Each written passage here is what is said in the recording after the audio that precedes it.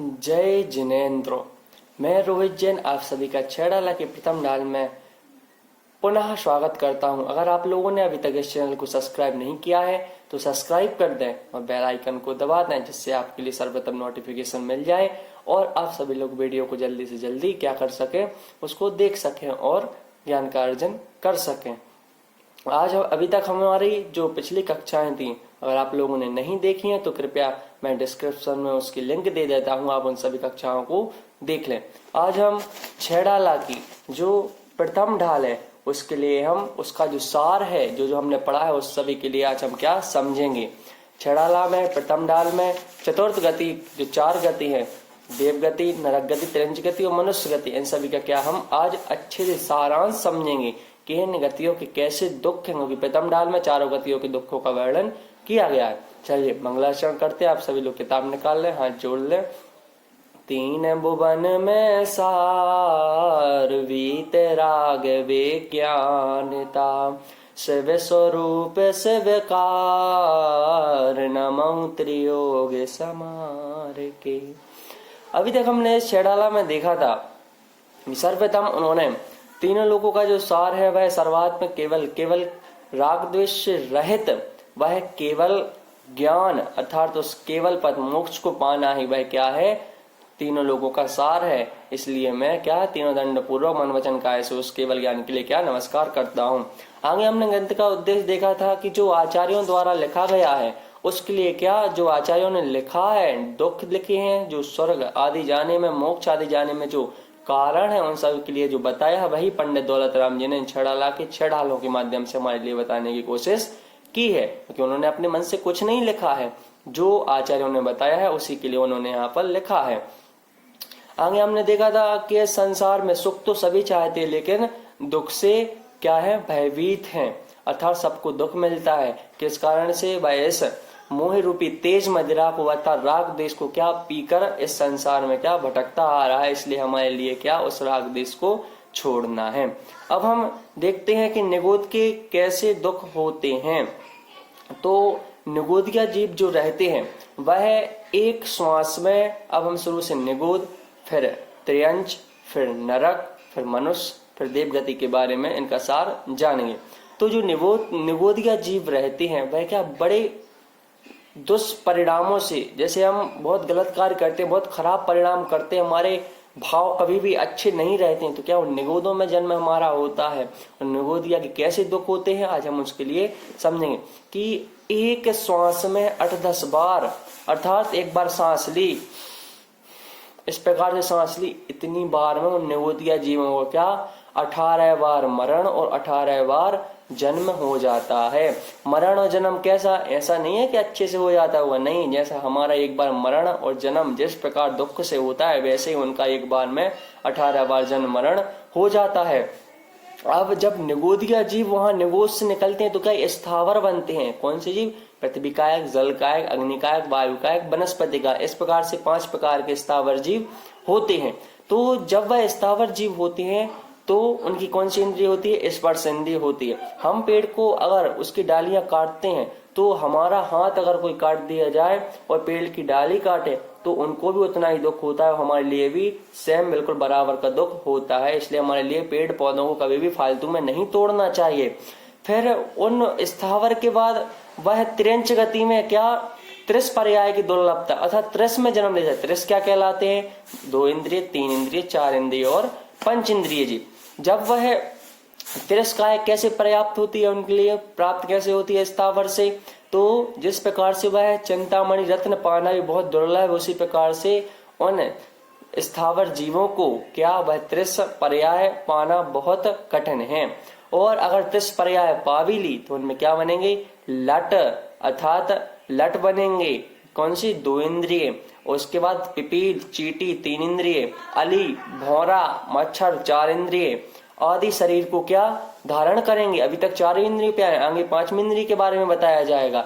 तो क्या 4 इंद्रिय तक यहाँ पे बनेंगे, लट 2 इंद्रिय, चींटी 3 इंद्रिय और भौरा मच्छर आदि 4 इंद्रिय। इन जीवों को हम क्या बनेंगे, अर्थात तो वहां से निकलकर, स्थावर से निकलकर अब धर धर मरियो सही बहु पीर, इनमें ही कम से कम करोड़ों बार जन्म लेंगे और करोड़ों बार हम क्या मरण लेंगे। ऐसा नहीं है, हम स्वयं कहां तक, 9वें ग्रेवियक तक पहुंच चुके हैं। क्या करोड़ों अनंत अनंत बार नरक में, करोड़ों बार मनुष्य, करोड़ों बार देवों में जन्म ले लिया हमने, लेकिन क्या हमारे कोई परिणाम खराब थे, वह राग द्वेष आ गया था। क्योंकि ग्रेवियक तक गए, वहां पर हमारा राग द्वेष का अभाव नहीं हुआ, तो हम क्या पुनः आ गए और पुनः इस संसार में क्या भटकते रहे। तो उसी शरीर को क्या हम बार बार जन्म करते रहे और मरण करते रहे उन 2 3 4 इंद्रियों में। फिर पंचेंद्रिय बने, तो पंचेंद्रिय में कैसे, सैनी और असैनी। सैनी वह कहलाते हैं जो मन से सहत होते हैं, जो जानते देखते हैं और जो ज्ञान कर लेते हैं, और असैनी जिनका मन नहीं होता, जो ज्ञान अर्जन नहीं कर पाते हैं, तो ऐसे बने। तो कबहू पंचेंद्रिय पशु भयो, कभी 5 इंद्रिय भी पशु भया त्रियंच में। तो क्या मन बने निपट अज्ञानी थयो, अर्थात वह क्या मन से अज्ञानी रहा, उसके लिए कुछ ज्ञान नहीं हुआ। और सेहा दिख सैनी है को निवल पशु हति खाए भूर, और क्या किया, जो सह आदि सैनी अर्थात संगी जीव हैं, वह कूर बड़े दुष्ट परिणामों वाले होते हैं, और निवल पशु हति खाए बूर। और जब सह आदि जीव हुआ तो क्या अपने से छोटे जो निर्बल पशु रहे उनको क्या मारकर खाता रहा, अर्थात इतने दुष्परिणाम क्या करता रहा। फिर और तिरंच गति में पशुओं के और भी दुख कैसे होते हैं, तो कबहू हम क्या हुए, बलहीन हुए, क्या बल से हीन हुए। तो क्या, और जो अच्छे बलवान प्राणी थे तिरंचों में, उनके द्वारा क्या भी बहुत दुख पाया, उनके द्वारा भी मैं खाया गया, और हमारा क्या शरीर के छेदे गए, भेदन किया, भूख लगी, प्यास लगी, ठंड लगी, गर्मी लगी, फिर भी हमारा कुछ नहीं हुआ, हम उन दुखों को क्या सहते रहे। फिर तिरंच गति में क्या अधिकता और नरक गति प्राप्त करने का कारण, तो बन बंधन आदिक सुख दुख गने कोटि जीवते जाते न बने, अति संक्लेश भावते मरे घोर शुभ्र सागर में पयो।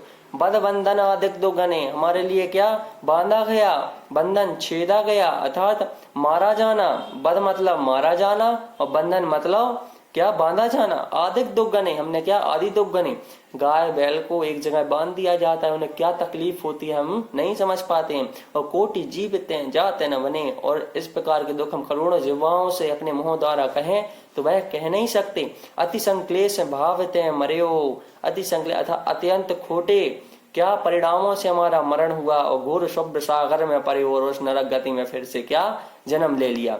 अब नरक गति की भूमि के जो दुख होते हैं, तो वहां की जो भूमि होती है, वहां पर क्या होता है, वहां की भूमि इस प्रकार से 1000 बिच्छू हमारे लिए अभी काटे एक साथ, तो उतना दर्द नहीं होगा जितना कि नरक की भूमि को केवल छूने मात्र से हमारे लिए क्या जन्म होता है।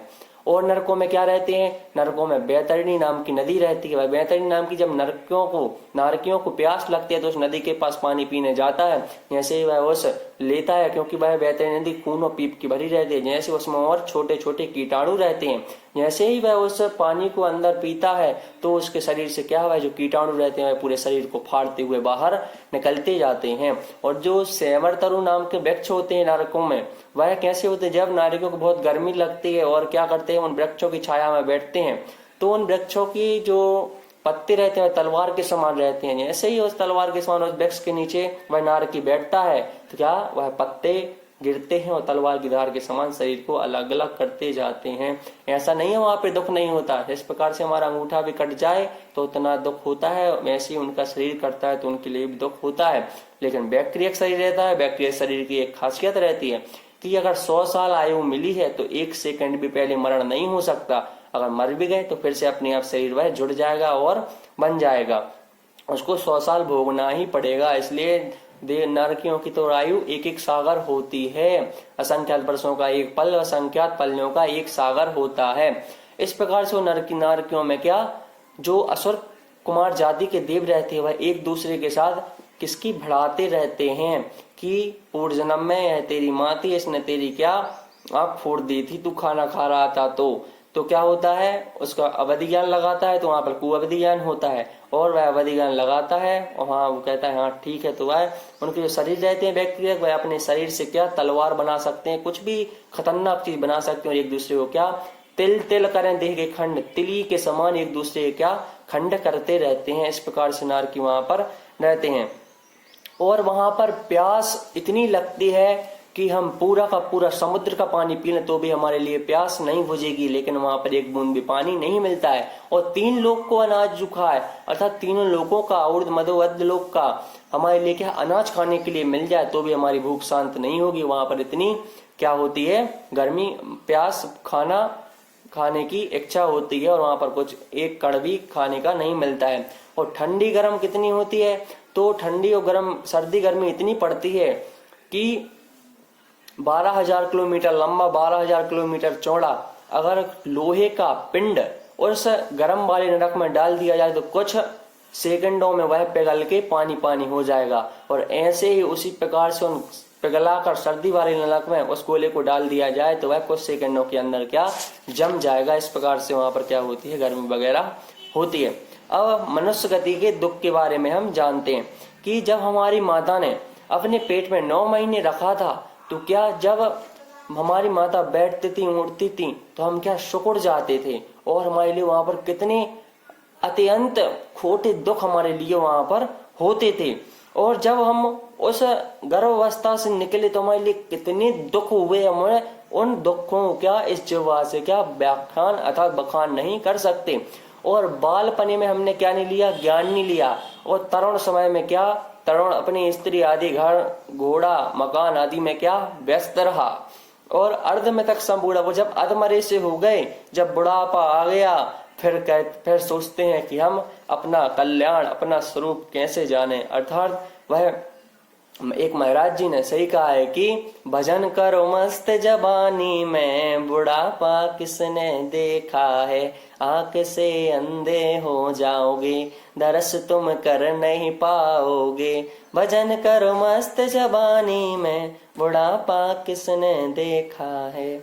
इस प्रकार से उस मनुष्य गति में हमारे लिए भी कितने दुख होते हैं। हम देखते हैं कि हमारे ऊपर 24 घंटे एक न एक विपत्ति आती ही रहती है। इस प्रकार से कुएं से जब मिट्टी निकलती है, जो रहत का डंडा रहता है, रहट का डंडा, अभी आप स्टोव देश में भैया अनिल जी द्वारा समझेंगे, लेकिन जो रहट का डंडा रहता है वह उसकी जो टोकरी भर के आती है मिट्टी की, तो एक आती है और दूसरी अपने आप आ जाती है। उसी प्रकार से हम संसारी प्राणियों को एक विपत्ति खत्म नहीं होती और दूसरी अपने आप ही आ जाती है। अब देव गति में भवनत्रय के दुख। अब देव गति में कैसे कैसे दुख होते हैं, तो जो अगर हम कभी अकाम निर्जरा करें, अगर हमने कभी भी अच्छे कार्य कर कर अर्थात संयम रखकर, क्योंकि वरम वितई पदम देवम, स्टोप देश में तीसरा श्लोक आया है कि वरम वितई पदम देवम नावृते विद नारकम छाया तपस्तयोर्वेदा प्रतिपाले अतुर महान। अर्थात दूसरा है, तीसरा आप देख लें तो उसमें क्या होता है कि व्रतों को धारण करने से क्या देवगति प्राप्त होती है। उसी प्रकार से काम निर्देशन में संयम धारण किया, भूख प्यास आदि को सहा तो हमारे लिए देवगति हो गई। देवगति में कौन, भवनत्रय, भवनवासी, ज्योतिष और व्यंतर, भवनवासी, ज्योतिषी और व्यंतर। इस प्रकार से हमने क्या वह देव गति को प्राप्त किया। तो विषय चाय दावन दहो मरत बिलाप करत दुख सहो, अर्थात उनमें क्या विषयों की चाय रखी, अर्थात उसमें हमने अभिलाषा की और वहां से मर के क्या मरते मरते बहुत दुख सहे। क्योंकि देवों के लिए दुख सबसे बड़ी बात क्या होती है, उनके पास सब कुछ रहता है लेकिन दुख यही रहता है कि जब 6 महीने जब उनकी मृत्यु का समय आ जाता है तो 6 महीने पहले से वह माला धीरे धीरे मुरझाने लगती है, तो इसी का उनके लिए क्या बहुत दुख होता है। और जो वैमानिक देव आदि होते हैं जो स्वर्गों में रहते हैं ऊपर से, क्योंकि जो 3 प्रकार के भवनवासी व्यंतर ज्योतिषी रहते हैं वह क्या रहते हैं, जमीन के नीचे रहते हैं। और हमारे लिए जो बोलते हैं ना कि भूत आदि आते हैं, तो वह कौन से व्यंतर जाति की प्रजाति के देव रहते हैं।